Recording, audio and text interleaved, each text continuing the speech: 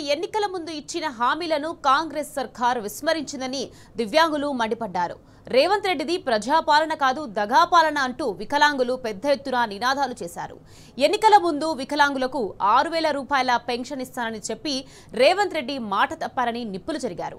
కాంగ్రెస్ వైఖరిని వ్యతిరేకిస్తూ కృష్ణకాంత్ పార్క్ నుండి వెంగళరావు నగర్ డివిజన్ వరకు వికలాంగులు భారీ ర్యాలీ చేపట్టారు.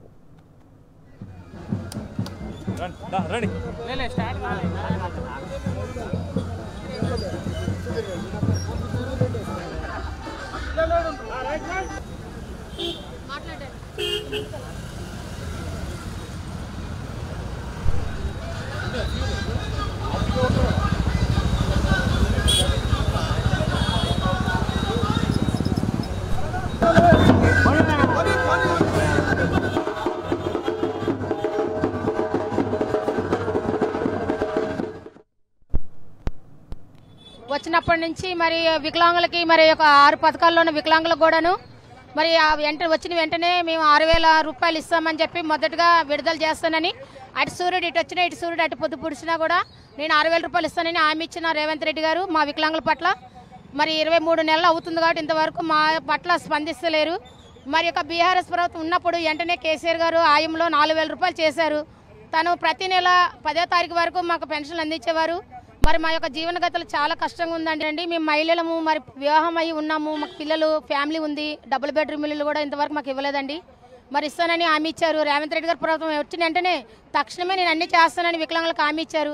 మరి తను ఇక ప్రభుత్వం వచ్చాక మా పట్ల మాత్రం అసలు అతను శ్రద్ధ చూపట్లేదు. మీరు వెంటనే స్పందించి మా వికలాంగులకు మీరు సహాయం చేయండి. మాకు ఫ్రీ సీట్లు బస్సు ప్రతి ఒక్కరికి వికలాంగులకు కేటాయించాలని రేవంత్ రెడ్డి సార్ని కోరడం అవుతుంది. ప్రతి దాంట్లో మాకు వాటా ఇవ్వాలి, వికలాంగులకు ఉద్యోగాల అవకాశాలు కల్పించాలని, డబుల్ బెడ్రూమ్లు ఎక్కడైనా ఖాళీ ఉంటే వికలాంగులకు కల్పించాలని, మాకు అంత్యోదయ రేషన్ కార్డులు కూడా ఫ్రీగా ఇవ్వాలని చెప్పేసి బస్ పాసులు ప్రతి ఒక్క దివ్యాంగునికి వికలాంగులకు అందరికీ మాకు మహిళలకు ఎలా అయితే పెట్టారో ఫ్రీ బస్సు మా వికలాంగులకు కూడా పెట్టాలని కోరడం అవుతుంది.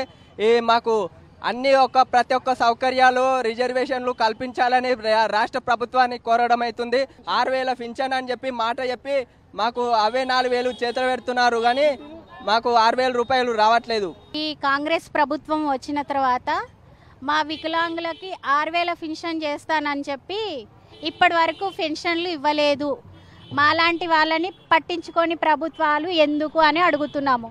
మా కేసీఆర్ గారు ఉన్నప్పుడు మాకు 4,000 మేము అడగకుండానే ఆయన చేశారు.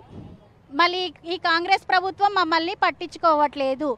మాకు డబల్ బెడ్రూమ్ ఇస్తామని చెప్పారు, అవి లేవు. ఇందిరమ్మ ఇల్లులు అన్నారు, అవి లేవు. వికలాంగులను మాత్రం పక్కకు పెట్టారు. ఒక్క బస్సు ఒక్కటి ఫ్రీ ఇస్తే చాలా.